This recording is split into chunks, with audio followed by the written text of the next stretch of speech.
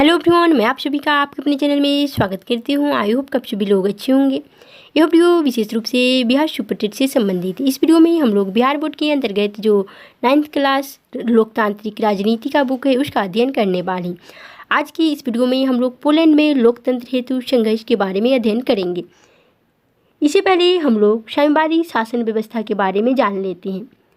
साम्यवादी शासन वाले देशों में एक ही राजनीतिक दल को राजनीति में भाग लेने का अधिकार होता है। अब हम लोग स्टार्ट करते हैं पोलैंड में लोकतंत्र हेतु संघर्ष के बारे में। 20वीं शताब्दी के उत्तरार्ध में पूर्वी यूरोप के अनेक देशों में साम्यवादी दलों का शासन स्थापित हुआ। तो ऐसा हुआ कि 20वीं शताब्दी के उत्तरार्ध में पूर्वी यूरोप के अनेक देशों में साम्यवादी दलों का शासन स्थापित हुआ। इन देशों के शासकों तथा साम्यवादी दलों को पूर्व सोवियत संघ की साम्यवादी शासन वाले देशों में एक पोलैंड भी था। तो पोलैंड में भी साम्यवादी दलों की शासन व्यवस्था थी। उस समय पोलैंड पर जारुजेलेस्की के नेतृत्व में पोलिश यूनाइटेड वर्कर्स पार्टी का शासन था। अन्य साम्यवादी देशों की तरह पोलैंड में भी किसी अन्य राजनीतिक दल को राजनीति में भाग लेने की अनुमति नहीं थी। तो साम्यवादी देश में कैसी शासन व्यवस्था होती है, किस तरह का शासन रहता है, तो एक से अधिक जो दल है वह राजनीतिक में भाग नहीं ले सकता है। 14 अगस्त 1980 को पोलैंड में एक घटना घटी। उस दिन गडास्क शहर में अवस्थित लेनिन जहाज कारखाना के मजदूरों ने हड़ताल कर दी।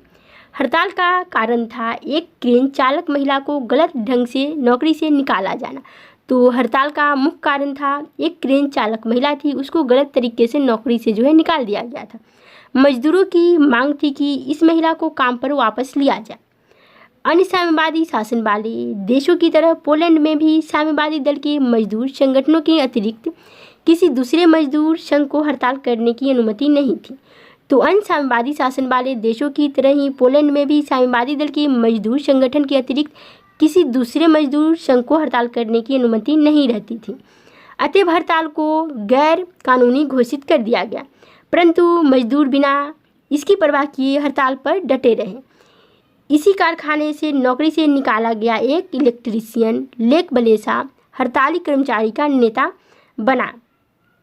तो इसी कारखाने से नौकरी से निकाला गया एक इलेक्ट्रीशियन था लेक बलेशा हड़ताली कर्मचारियों का मुख्य नेता बन गया लेक बलेशा। धीरे धीरे हड़ताल पूरे शहर में फैल गया और धीरे धीरे हड़ताल पूरे शहर में फैल गया तथा इसके समर्थकों की संख्या तेजी से बढ़ने लगी। हड़ताली मजदूरों ने सरकार के समक्ष यह मांग रखी। 3 मांग थी मजदूरों की, हड़ताली मजदूरों की 3 मांग थी। फर्स्ट में देश में स्वतंत्र मजदूर संघ को मान्यता मिले, सेकेंड राजनीतिक बंदियों को रिहा किया जाए और थर्ड में था प्रेस पर लगी सेंसरशिप को हटाई जाए। इस तरह आंदोलन की लोकप्रियता के समक्ष सरकार को झुकना पड़ा। लेक बलेशा के नेतृत्व में मजदूरों ने सरकार के साथ 21 सूत्री समझौता किया। यह समझौता गडास्क संधि कहलाई। तो लेक बलेशा के नेतृत्व में मजदूरों ने सरकार के समक्ष 21 सूत्री समझौता किया। यह समझौता गडास्क संधि कहलाई। इस गडास्क संधि के बाद एक नया मजदूर संगठन बना जिसकी लोकप्रियता पूरे पोलैंड में बढ़ गई। इस मजदूर संगठन का नाम सोलिडरनोस्क अर्थात सोलिडरिटी रखा गया। सोलिडरिटी के रूप में पहली बार किसी साम्यवादी शासन वाले देश में किसी स्वतंत्र मजदूर संगठन का जन्म हुआ था।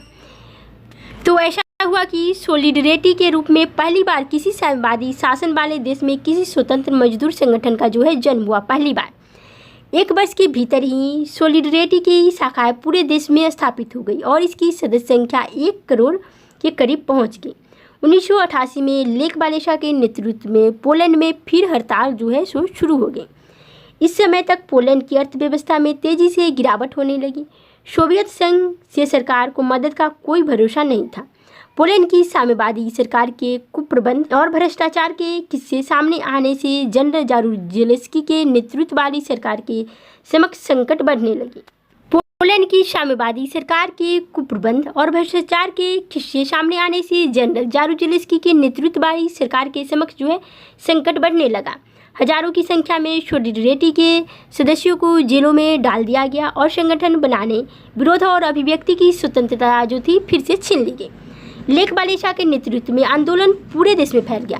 अंततः पोलैंड की साम्यवादी सरकार को झुकना पड़ा। 1989 में पुनः सरकार एवं लेक वालेसा के बीच में समझौता हुआ। समझौते के अनुसार पोलैंड में बहुदलीय स्वतंत्र चुनाव हुए और समझौते के अनुसार जो है पोलैंड में बहुदलीय स्वतंत्र चुनाव हुआ। लेक वालेसा के नेतृत्व में सोलिडरिटी पार्टी ने सीनेट के 99 सीटों पर सफलता प्राप्त की और लेक वालेसा के नेतृत्व में सोलिडरिटी पार्टी जो थी वह सीनेट के 99 सीटों पर सफलता प्राप्त की। अक्टूबर 1990 में पोलैंड में राष्ट्रपति पद के लिए पहली बार चुनाव हुए और अक्टूबर 1990 में पोलैंड में राष्ट्रपति पद के लिए पहली बार चुनाव हुए। इस चुनाव में लेक वालेसा को बहुमत प्राप्त हुआ और वे देश के पहले निर्वाचित राष्ट्रपति बने। और 1990 में पोलैंड के राष्ट्रपति चुनाव में लेक वालेसा को जो है बहुमत प्राप्त हुआ और वे देश के यानी पोलैंड देश के पहले निर्वाचित राष्ट्रपति लेक वालेसा हुए।